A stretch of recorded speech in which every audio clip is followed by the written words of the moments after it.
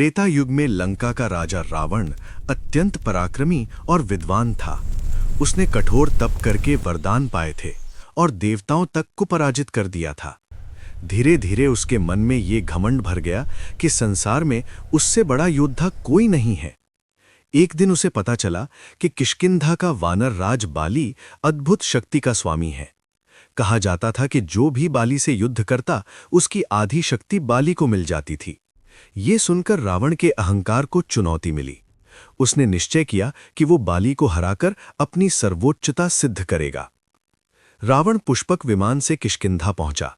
उस समय बाली समुद्र तट पर संध्या वंदन कर रहा था। बाली ध्यान में लीन था। रावण ने सोचा, अभी अवसर है, पीछे से पकड़कर इसे परास्त कर दूंगा। जैसे ही रावण ने पीछे से बाली को पकड़ना चाहा, बाली ने बिना पीछे देखे ही उसे अपनी भुजा में जकड़ लिया।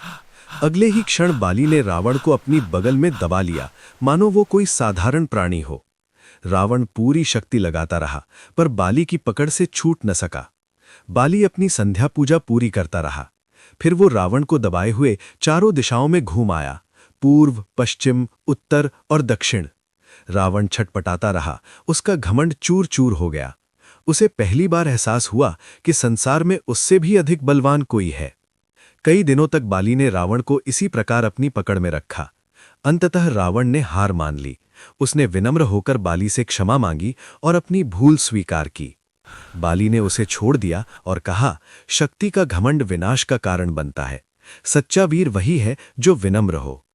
रावण ने बाली की वीरता और महानता को स्वीकार किया।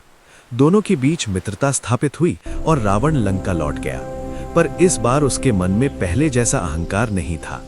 अगर वीडियो अच्छा लगा हो तो लाइक और सब्सक्राइब कर दीजिए।